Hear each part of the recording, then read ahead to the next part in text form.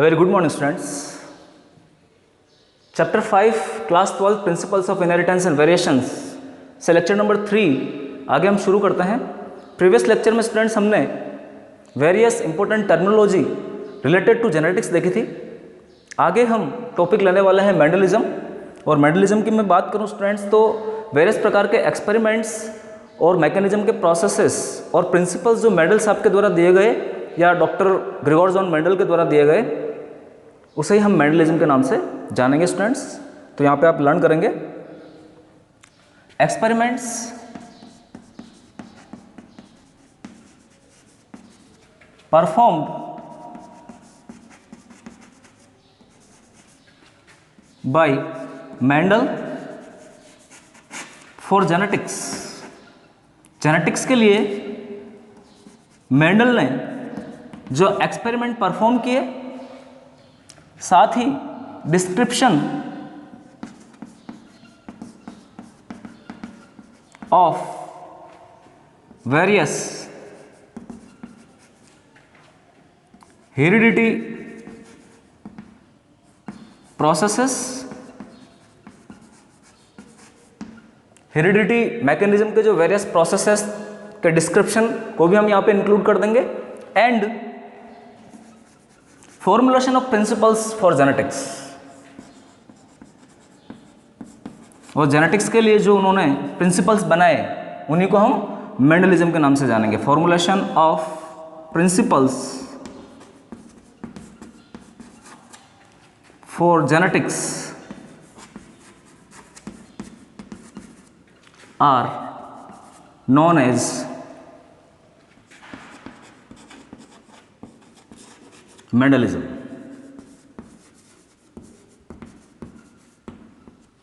तो स्टूडेंट्स इस प्रकार से हमारी मेंडलिज्म की डिफाइन पूरी हो जाएगी। आगे हम देखते हैं ग्रेगोर जॉन मेंडल। ये कौन थे? इन्हें फादर ऑफ जेनेटिक्स कहा गया, क्यों कहा गया, इनका जन्म कहाँ हुआ, वो सब चीज़ें आगे हम देखते हैं। तो ग्रेगोर जॉन मेंडल की यदि मैं बात करूं स्टूडेंट्स तो ये एक पीजेंट फैमिली से बिलोंग करते थे, belongs to a peasant family या फार्मर फैमिली भी आप लिख सकते हैं। एक किसान परिवार से ये बिलोंग करते थे।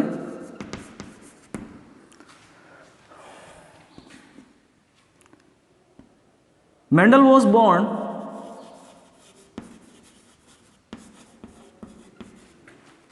on 22 July 1822 in Hingendorf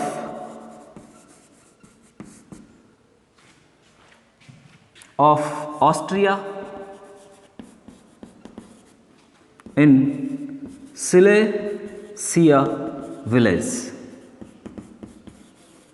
तो मेंडल का जन्म जो हुआ स्टूडेंट्स वो 22 जुलाई 1822 में हिंजेंडोर्फ जो स्टेट था ऑस्ट्रिया का, उसके सिलेशिया गांव में हुआ। तो आप इसे लर्न करेंगे। आगे हम देखते हैं स्टूडेंट्स, मेंडल ने 1856 से 1857 तक अपने वेरियस एक्सपेरिमेंट शुरू किए। तो आप राइट करेंगे यहाँ पर, Mendel started his experiment, write करेंगे, Mendel started his experiments on plant hybridization. Plant hybridization के ऊपर उन्होंने एक्सपेरिमेंट शुरू किए।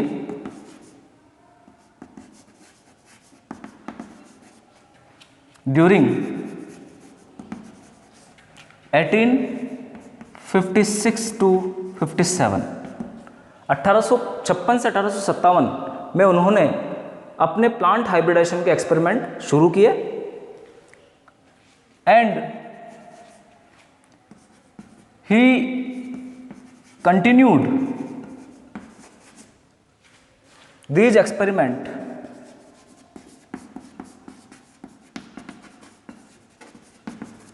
till 1863।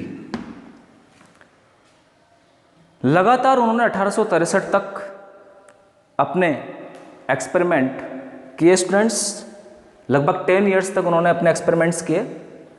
And in 1865 he published a paper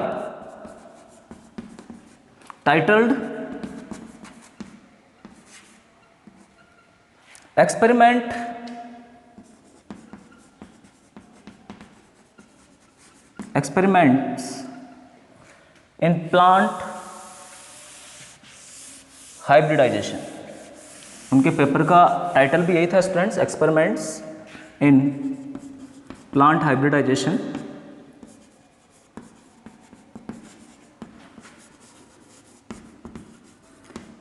in a journal, एक मैगजीन में, जो साइंस की मैगजीन होती है, in a journal, science journal,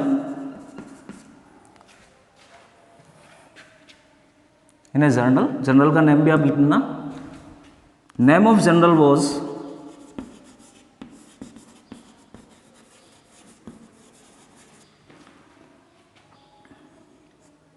nature चैंडर वेरिन। ये वो साइंस जर्नल थी जिसमें मेंडल जी ने अपना पेपर पब्लिश करवाया था। तो आप लर्न करेंगे स्टूडेंट्स, 1865 में मेंडल ने experiments in plant hybridization title के नाम से एक पेपर एक साइंस जर्नल में पब्लिश करवाया जिसका नाम था नेचर चैंडर वेरिन। लेकिन उनकी वर्क की तरफ उस समय किसी का भी ध्यान नहीं गया, क्योंकि उनके जो एक्सपेरिमेंट थे वो उस समय के साइंटिस्ट के समझ से परे थे। आगे हम देखें तो एक चीज आप यहां पे और लर्न करेंगे students, Mendel was a monk. Specially Mendel जो थे एक पादरी थे चर्च के या पुजारी थे, इन ए मोनास्ट्री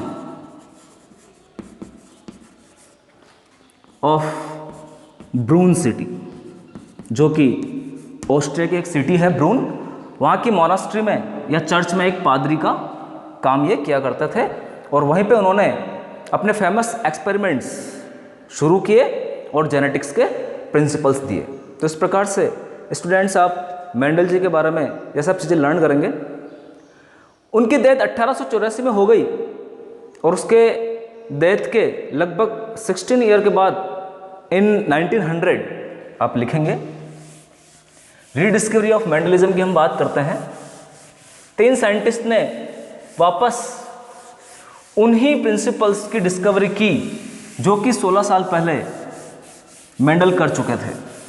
तो आप हेडिंग डालेंगे students, rediscovery of Mendelism. Upon rediscovery की बात करते हैं आगे। Rediscovery of Mendel's work. Mendel के वर्क की पुनः खोज हमारा अगला टॉपिक हो जाएगा स्टूडेंट्स। तो यहां पर हम देखते हैं 3 साइंटिस्ट, जो रीडिस्कवरी है वो 3 साइंटिस्ट को दी जाती है। 3 scientist,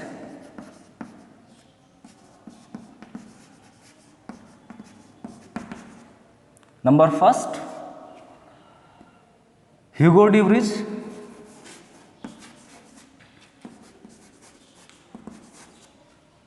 number second Carl coherence,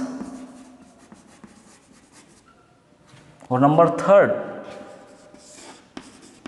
Eric von Tschermak. तो स्टूडेंट्स ये 3 साइंटिस्ट थे जिन्होंने मेंडल्स वर्क की पुनः खोज की, मेंडल के कामों की या मेंडल के सिद्धांतों को पुनः खोजा। आप लर्न करेंगे कार्ल कोरेंस जो थे वो जर्मनी से बिलोंग करते थे, जर्मनी के साइंटिस्ट थे, आप लिखेंगे। एरिक वॉन शेरमॉक जो थे वो ऑस्ट्रिया के ही साइंटिस्ट थे, और ह्यूगो डी व्रिज हॉलैंड के निवासी थे या हॉलैंड के साइंटिस्ट थे। तो इन तीनों साइंटिस्ट ने अलग अलग काम करते हुए उन्हीं सिद्धांतों को पुनः प्राप्त किया जो कि मेंडल 16 साल पहले प्राप्त कर चुके थे। तो इस प्रकार से मेंडल के वर्क की रीडिस्कवरी हुई friends. Carl Correns formed 2 laws of Mendelism के 2 नियम कार्ल कोरेंस साहब ने बनाया है। फर्स्ट लॉ आप यहाँ पे लिखेंगे, लॉ ऑफ सेग्रीगेशन। ये बनाने वाले कार्ल कोरेंस थे। और सेकंड लॉ जो हो जाएगा स्टूडेंट्स, यहाँ पर आप राइट करेंगे, लॉ ऑफ इंडिपेंडेंट असॉर्टमेंट। एक नियम हो जाएगा पृथक्करण का नियम और दूसरा नियम हो जाएगा आपका स्वतंत्र अपव्यय का नियम, हिंदी में यदि हम बोलना चाहें। ह्यूगो डी व्रिज ने फ्लोरा नामक पत्रिका में मेंडल के वर्क को पब्लिश करवाया। तो आप ये भी यहाँ पे राइट कर देंगे, ह्यूगो डी व्रिज साहब ने फ्लोरा मैगजीन में मेंडल के वर्क को पब्लिश करवाया था।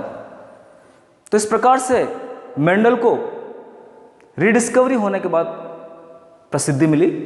आप यहाँ पे ये सब चीज़ें लर्न करेंगे। आगे स्टूडेंट्स हम देखते हैं कि मेंडल जी के सक्सेस के क्या कारण रहे, व्हाट इज द रीजंस या what are the reasons for the success of Mendel. Mendel अपने प्रयोगों में सक्सेस हुआ और सफलतापूर्वक उन्होंने जेनेटिक्स के नियम बनाए, उसके पीछे क्या कारण हो सकते हैं उसकी हम आगे बात करते हैं। आप अच्छे से देखेंगे स्टूडेंट्स। हमारे पास नेक्स्ट टॉपिक है why Mendel get success. Mendel को सक्सेस क्यों मिली उसकी हम बात करते हैं। मेंडल को सक्सेस क्यों मिली है या क्यों मिली थी उसके हम आगे हम देखते हैं स्टूडेंट्स। तो सबसे पहला यहाँ पे पॉइंट हो जाएगा कि मेंडल ने एक समय में 1 या 2 कैरेक्टर की इनहेरिटेंस का ही स्टडी किया था। Mendel studied only 1 or 2 characters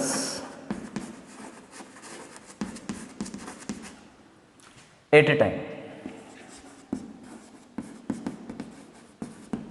number 2 हम देखते हैं एक्सपेरिमेंटल टूल। जैसे कि आप सभी जानते हैं उसकी सक्सेस का सबसे प्रमुख कारण था उसका एक्सपेरिमेंटल टूल, जो कि गार्डन पी था, मटर का पौधा था। मेंडल जी ने गार्डन पी के ऊपर बहुत सारे एक्सपेरिमेंट किए जिसका वानस्पतिक नाम पायसम सेटाइवम होता है। तो एक्सपेरिमेंटल टूल गार्डन पी ये भी एक सफलता का कारण रहा। गार्डन पी में इट हैज फॉलोइंग कैरेक्टर्स।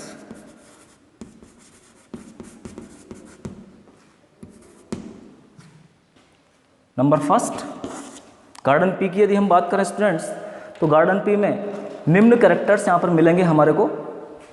पहला, it is a annual plant, ये एक वार्षिक पौधा है। It's life cycle complete in 2-3 months. इसकी जो लाइफ साइकिल है वो 2 से 3 महीनों में स्टूडेंट्स कंप्लीट कर दी जाती है। आप लर्न करेंगे 2-3 months. So a large number of offsprings can be studied easily. A large number of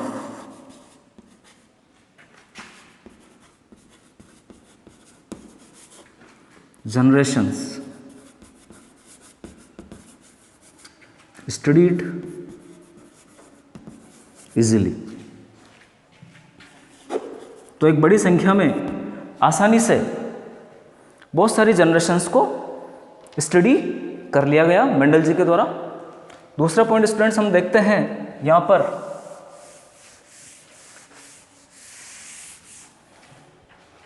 number second, it is a easily cultivated crop. Garden pea की क्रॉप को हम आसानी से कल्टीवेट कर सकते हैं, लगा सकते हैं, इसमें कोई दिक्कत नहीं आएगी स्टूडेंट्स। तो ये भी यहाँ पे रीज़न हो जाएगा। Number third, P plant is a bisexual plant. P plant जो होता है स्टूडेंट्स वो बाइसेक्सुअल होता है। So, pea plant is a bisexual plant. So, selfing and cross pollination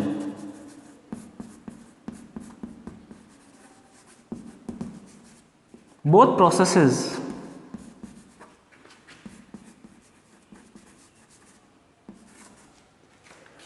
easily performed।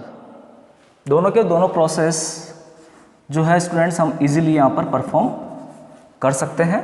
Selfing, self pollination जो कि नेचुरली इसमें पाया जाएगा, और इसके अंदर हम क्रॉस पॉलिनेशन आर्टिफिशियली भी करवा सकते हैं, इजीली परफॉर्म्स।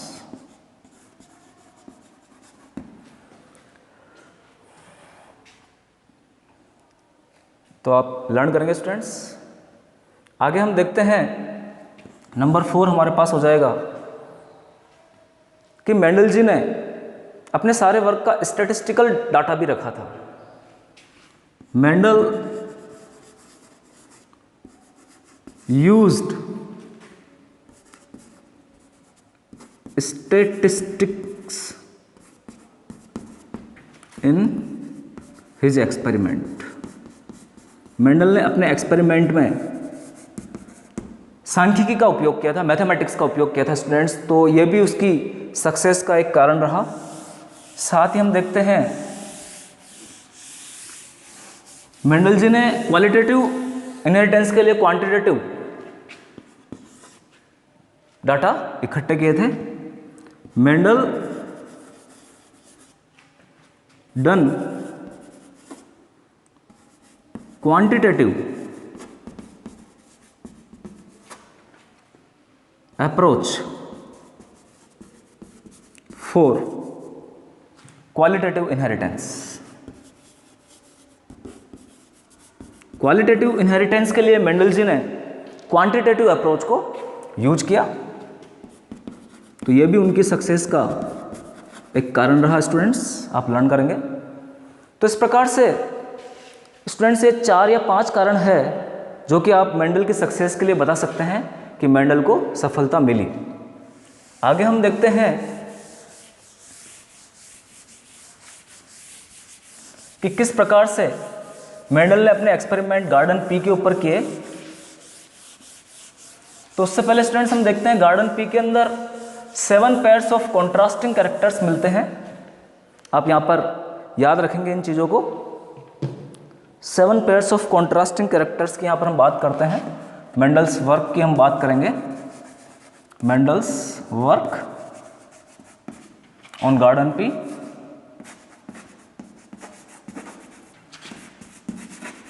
तो स्टूडेंट्स आप यहाँ पे राइट करेंगे गार्डन पी हैज 7 पेयर्स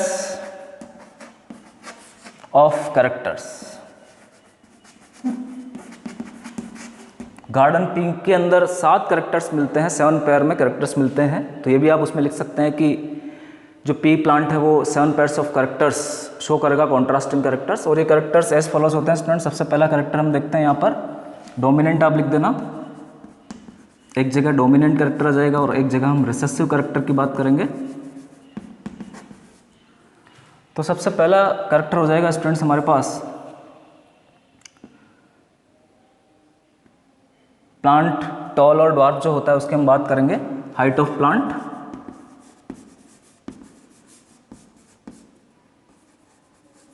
तो जो टॉल कैरेक्टर था स्टूडेंट्स वो आपका डोमिनेंट कैरेक्टर हो जाएगा, और जो ड्वार्फ कैरेक्टर था, बोना कैरेक्टर जो था, वो आपका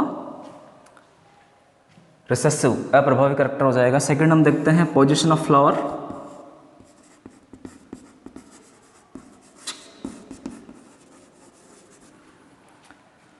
एक्सियल और टर्मिनल। जो एक्सियल पोजीशन थी स्टूडेंट्स वो फ्लावर की डोमिनेंट पोजीशन है, और जो रिसेसिव पोजीशन है वो टर्मिनल पोजीशन रहेगी। नंबर थर्ड हम देखते हैं शेप ऑफ पोड, फली की आकृति, इन्फ्लेटेड, फूली हुई फली, और कॉन्स्ट्रिक्टेड, सिकुड़ी हुई। जो इन्फ्लेटेड कैरेक्टर है वो डोमिनेंट हो जाएगा, और जो रिसेसिव कैरेक्टर है वो कॉन्स्ट्रिक्टेड कैरेक्टर वाला हो जाएगा। नंबर फोर्थ हम देखते हैं colour of pod. Colour of pod में स्टूडेंट्स हम देखते हैं यहाँ पर ग्रीन कलर जो है वो डोमिनेंट कलर हो जाएगा, और येलो जो कलर हो जाएगा स्टूडेंट्स वो रिसेसिव हो जाएगा। इसी तरह स्टूडेंट्स हम नंबर फिफ्थ देखते हैं shape of seed. Number fifth character हमारे पास आ जाएगा बीज की आकृति, और राउंड वाला जो बीज होता है स्टूडेंट्स वो डोमिनेंट हो जाएगा, और रिंकल्ड जो झुर्रीदार बीज होता है वो आपका रिसेसिव हो जाएगा। Number six colour of seed cotyledon भी आप लिख सकते हैं, बीज पत्र का रंग कॉटिलीडॉन। तो स्टूडेंट्स ये हो जाएगा आपका जो डोमिनेंट होगा वो येलो हो जाएगा, और रिसेसिव वाला जो हो जाएगा वो ग्रीन हो जाएगा। और लास्ट सातवां जो कैरेक्टर मेंडल साहब ने यहाँ पे स्टडी किया वो था students colour of flower. Flower colour violet वाला जो था स्टूडेंट्स वो आपका डोमिनेंट कलर हो जाएगा, और वाइट कलर का जो फ्लावर होता है वो रिसेसिव कैरेक्टरिस्टिक्स में आ जाएगा। तो इस प्रकार से स्टूडेंट्स मेंडल जी ने 7 pair of characters P plant के अंदर देखे। ये भी उनकी सफलता का कारण रहा कि पी प्लांट के अंदर वेरियस प्रकार के कॉन्ट्रास्टिंग ट्रेड्स पाए जाते हैं। तो स्टूडेंट्स आप बहुत अच्छे ढंग से ये सारी चीज़ें लर्न करेंगे। आगे हम टेक्निक्स की बात करेंगे कि मेंडल ने अपने एक्सपेरिमेंट्स में किस प्रकार के टेक्निक्स का यूज किया था, वो हम लेक्चर नंबर 4 में डिस्कस करने वाले हैं। Thank you very much. आप बहुत अच्छे ढंग से सारे नोट्स प्रिपेयर करेंगे और नोटबुक में नोट डाउन करके मुझे भेजेंगे। Thank you very much.